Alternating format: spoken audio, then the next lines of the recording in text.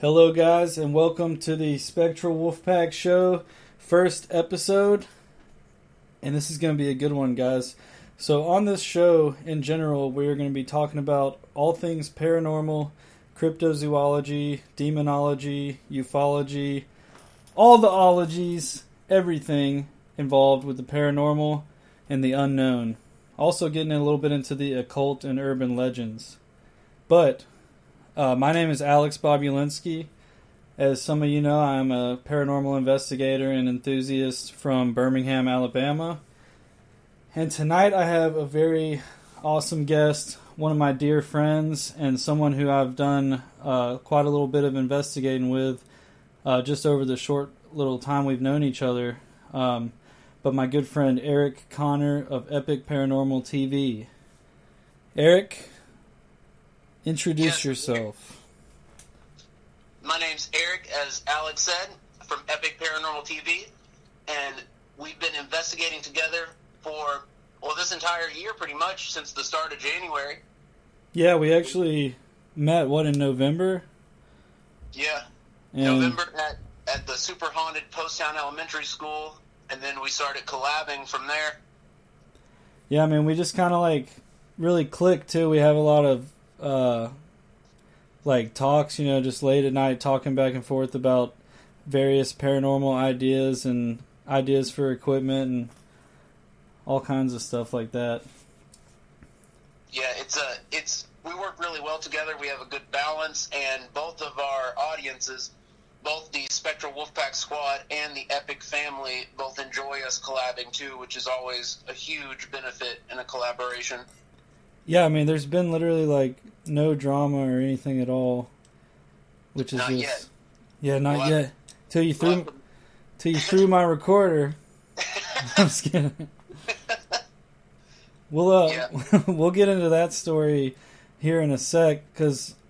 So what we're going to be talking about tonight is we're going to be going over our most recent, I guess you'd call it a expedition or trip. Yeah. Dude, I was thinking expedition as well. That's exactly what it was, a week of nonstop investigating pretty much in some, different locations, different challenges along the way, like weather and... Yeah, 10 locations in 7 days in the freezing cold for the majority of it.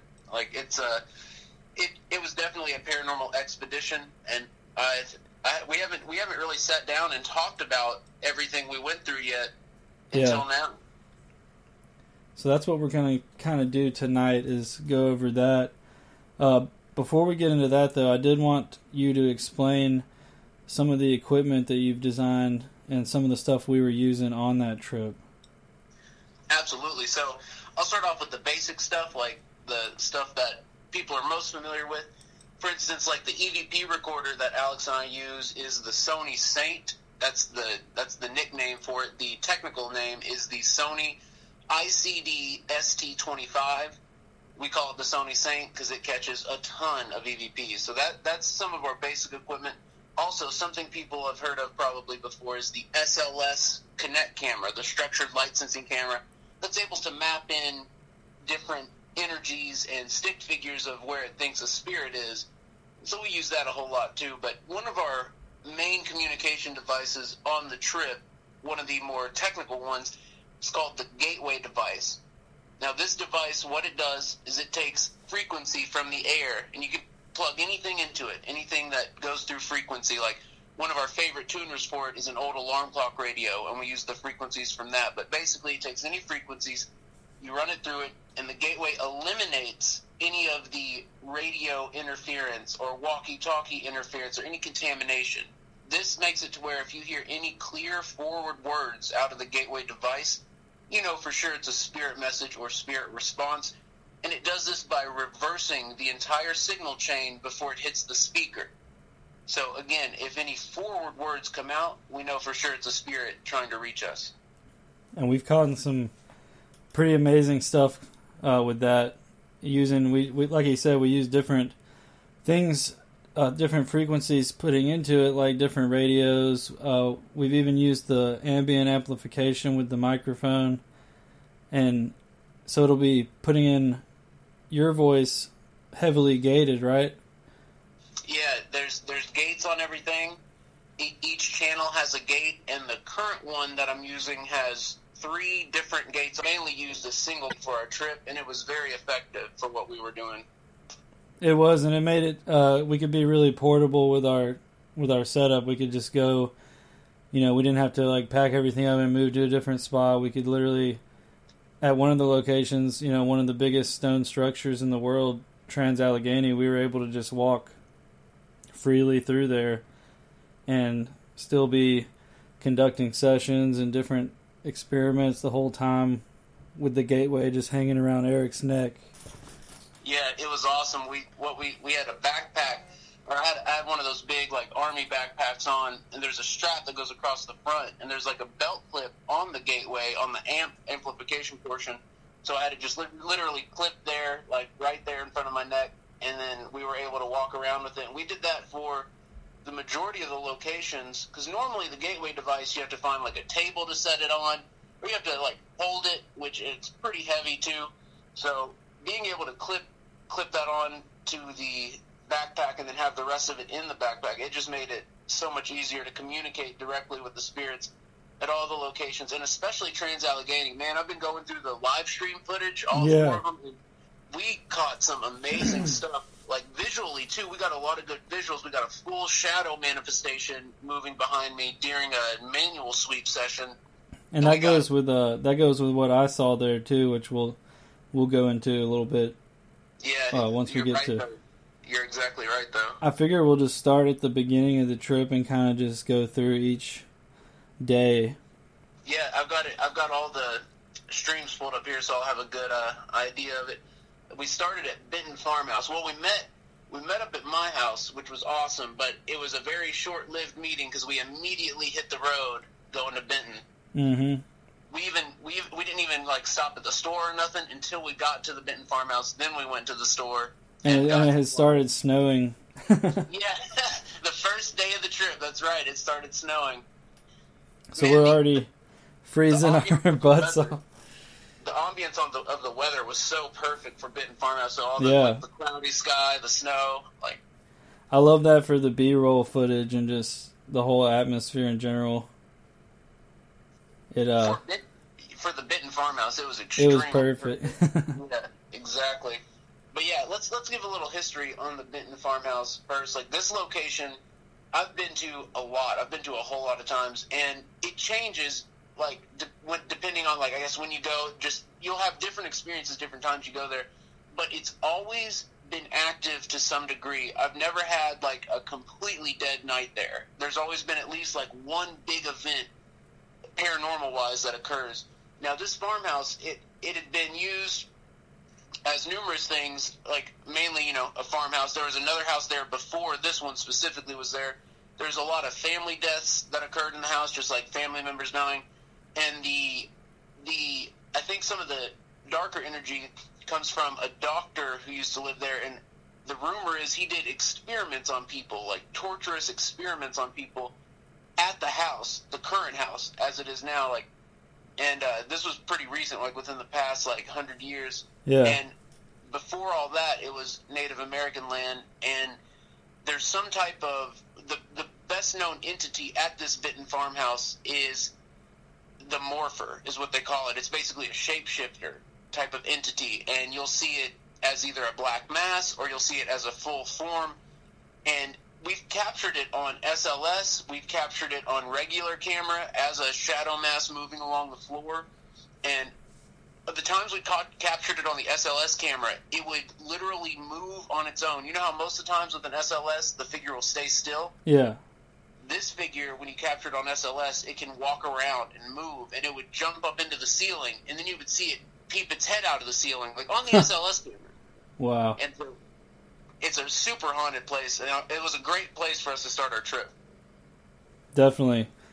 I didn't know what to expect too much from it, and right upon walking in, I was already like just expecting something crazy to happen all night at that place. It's like some Texas Chainsaw Massacre house stuff. It really is. And what's crazy is, like, it's a huge house. It's not like a mansion, but it's a big farmhouse. But they've gutted the walls so you can see like through the rooms on the first floor.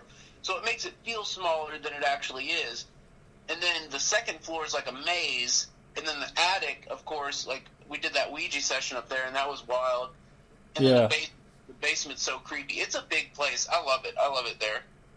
Yeah, and I will have some videos coming with like highlights from that on the YouTube eventually.